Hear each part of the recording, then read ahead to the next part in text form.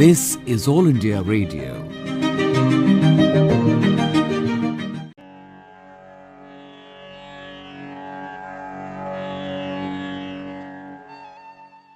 The highest civilian award in India is the Bharat Ratna Award, which was instituted in the year 1954. It is awarded for exceptional public service and performance of the highest order in any field of human activity. This award is presented by the President of India.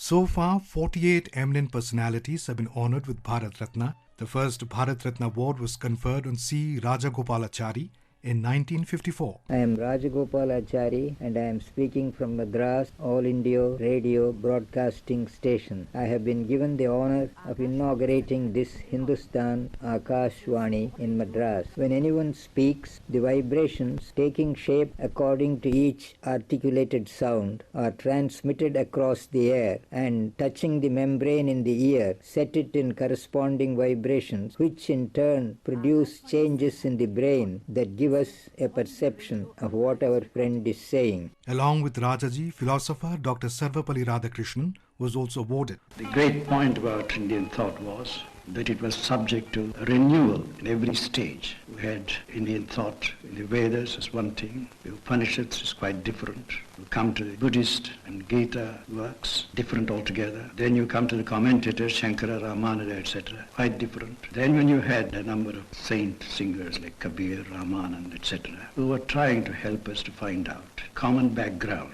of all these religions. It is said to be unity in diversity. Different cultures, different peoples, different religions are getting together.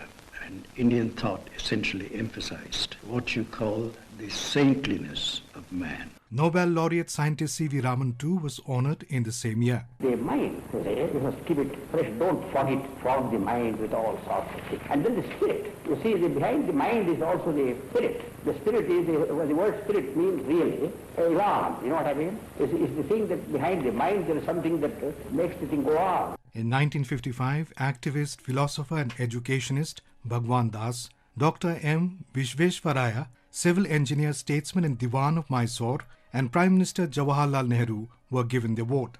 In 1957, Govind Ballabh Pant, activist and first Chief Minister of Uttar Pradesh, was honoured. In 1958, Dhondo Keshav Karve, social reformer and educator, was given the award. In 1961, Bidhan Chandra Roy, physician, political leader, philanthropist, educationist and social worker, and Purushottam Das Tandon, activist, Speaker of the United Provinces Legislative Assembly, were honoured. In 1962, the award was conferred on Dr. Rajendra Prasad, activist, lawyer, statesman, scholar and first President of India. In 1963, Dr. Zakir Hussain, economist, philosopher, former Vice-Chancellor of Aligarh Muslim University and the Governor of Bihar, was honoured. Information and skill are not synonymous with education. I will take that risk, for I mean what I have said.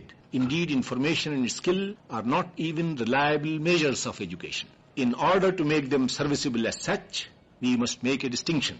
Information, as you can easily see, can be of two kinds. It can be knowledge acquired by someone else by his own mental effort and passed on to us as ready-made information.